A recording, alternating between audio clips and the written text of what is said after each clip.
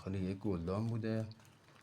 همشون به خاطر اینکه یواشاش دیگه کلا داشتن از بین میرفتن و تنها راهی که باقی مونده اینا رو از داخل گلدان خارج میکنیم و هر کدوم انتقال میدیم داخل یک گلدان جداگانه که دوباره از نو جوانه بزنن و شروع به رشد کردن. اینا همشون داخل یک گلدان بود، بعد کلا جاشون تنگ بود. برای تکثیرشون بهترین روشش همینه که مجددا خاکشون رو عوض کنیم. و قابل توجه دوستان، یک سمی حالا با وسیله درخت، برگ درخت نام درختشم بیاد، درخت تکسو یکی از دوستانم به ما برگاشو برامون آورده که باید از خود هم اون درخت برگاشو بذاریم بجوشه که بشه برای سم برای شتایی که میزنه قد درخت‌ها، قد گل‌ها. حالا با امید خدا در مرحله بعد برای درست کردن همون سم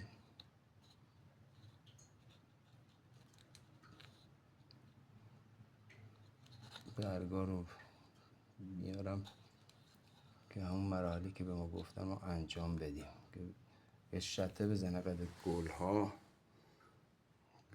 یا حالا درخت. حالا برای بیشتر برای این گل‌ها گفتم از سمی که خود حالت ارگانیک میشه استفاده کنیم.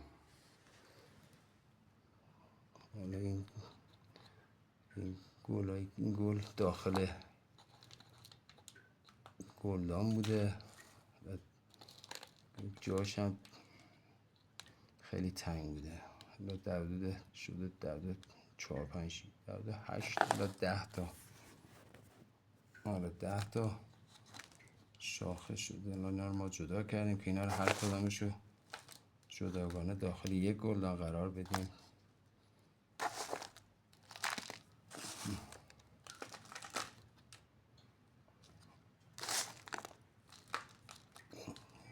داخل گلدانی که بود به صورت فشرده داخل هم بودند.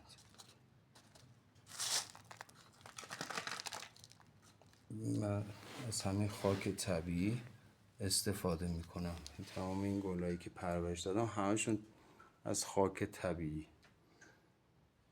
حالا کودی هم که دادم هم خود برگ درخت‌ها رو بردم خرد کردم گذاشتم خوش شده، از میریزم داخل خاک قاطی میکنه. همون کودی به صورت کود طبیعی میشه.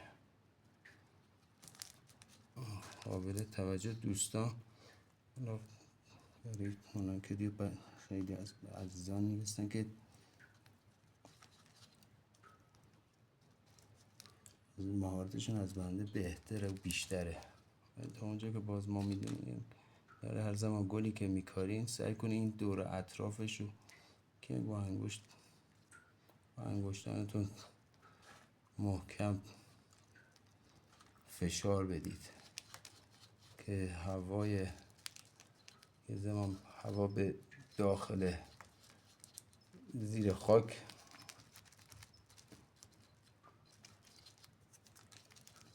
اثر نکنه که ریشه رو خشک کنه. این به ایسه انجام میدیم. برگایی هم که خودش اضافه از اینا رو میچینیم. این شد یک دونه گلدان جدا، یک گل جدا. این بقیه‌شون یکی یکی حالا اینایی که ریشه هاش سالمه پاک میکنیم و در یک گلدان جداگانه قرار میدیم. این گلدان جداگانه روشی که برای تکثیر بهتر بیشتر این ریشه هایی که اضافه هستن سعی کنین ناشونه که زیاد چیز از ریشه هاشون کهنه هستن قدیم مثلا با دست شد یا با سینه قیچی بعضی از این ریشه هاشو اضافه هاشو بزنید.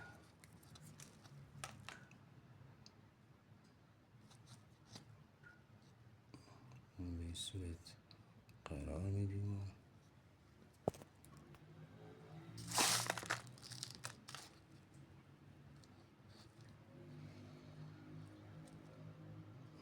هر کدومش از داخل یک گلدان قرار میدیم.